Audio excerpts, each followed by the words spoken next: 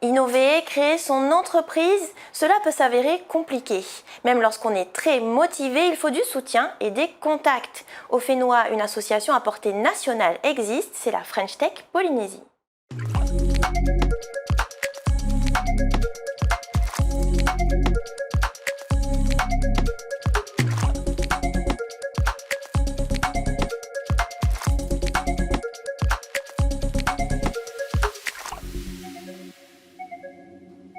Ce soir dans Méta Fénois, on reçoit un représentant de la French Tech Polynésie, Alan Touchard. Bonsoir. Bonsoir Manon. Alors si je ne me trompe pas, la French Tech Polynésie, ça existe depuis 2018. Chaque année, on fait un petit point avec vous.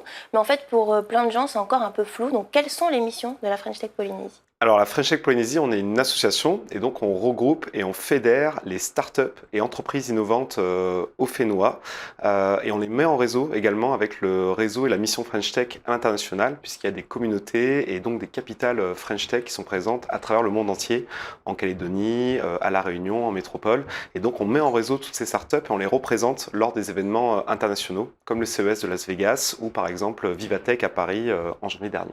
Et dis-nous un peu, du coup, toi, qu'est-ce qui t'a donné envie de rejoindre la French Tech Polynésie ? Si on se rappelle bien, tu es arrivé en Polynésie et tu as intégré l'incubateur de start-up Prism, c'est ça ? C'est ça, l'incubateur se montait il y a quelques années et j'avais rejoint l'incubateur. Alors, c'est pour que les startups puissent se faire accompagner, donc l'incubateur Prism.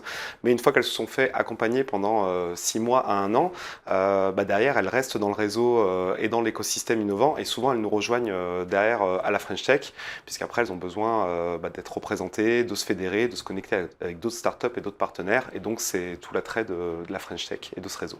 Ok, du coup, au sein de la French Tech Polynésie, on retrouve pas mal de startups, dont Hello Scoot et puis Wigo, la nouvelle application de covoiturage. Son fondateur Arthur Secaldi nous a reçus et nous donne ses impressions.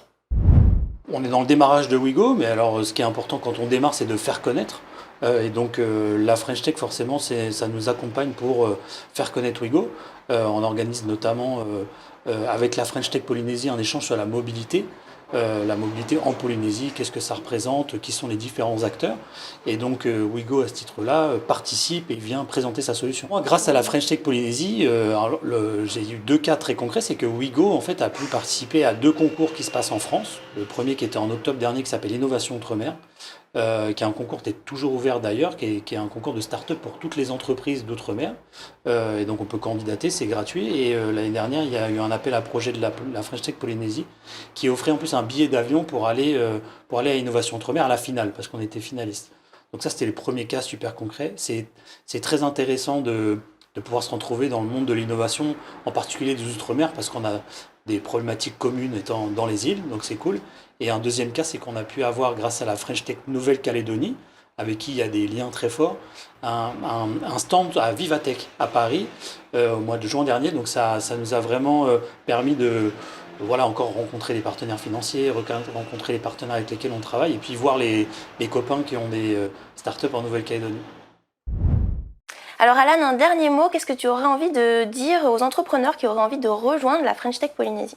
Alors, on vous invite à venir à nos prochains événements. On fait un événement tous les 15 jours à la Polynésie Factory. Ça vous permettra de découvrir un sujet comme l'intelligence artificielle, le branding, le marketing, développer ses techniques de vente, etc. On essaie de faire pas mal de meet-up et de conférences sur différents sujets variés.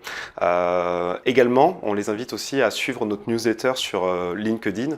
On met dedans toutes les informations de l'écosystème innovant, donc les appels à projets, les concours de start-up, et également à noter dans vos agendas, donc du 22 au 24 octobre, nous allons participer au NITE Innovation Days. Ça va se durer pendant 3 jours à l'université et on va également créer la NITE Cup qui sera une compétition d'entrepreneuriat. Donc si vous avez une idée, un challenge et que vous voulez tester votre projet, on vous donne rendez-vous le 22, 23 et 24 octobre à l'UPF. Merci beaucoup. Et puis si vous êtes entrepreneur innovant, on espère que vous avez noté ce rendez-vous. Avant de se quitter, on va faire un petit tour du côté de l'actualité technologique à l'international. Direction l'Australie où le gouvernement souhaite faire appliquer dans le courant de l'année une loi fixant entre 14 et 16 ans l'âge minimal pour utiliser les réseaux sociaux. Avant l'entrée en vigueur de cette loi, le gouvernement australien va tester une technologie de vérification de l'âge. Jusqu'ici, les méthodes utilisées sur certains sites ont été facilement contournées. Les applis de rencontre jouent elles aussi la carte de l'intelligence artificielle. Bumble va s'appuyer sur l'IA pour proposer de nouvelles fonctionnalités, notamment un sélecteur de photos. L'IA pourra également proposer des sujets de conversation. Et il sera bientôt possible de régler le volume des dialogues indépendamment du son d'ambiance sur votre téléviseur. Très utile par exemple lorsque vous regardez un film d'action avec des explosions.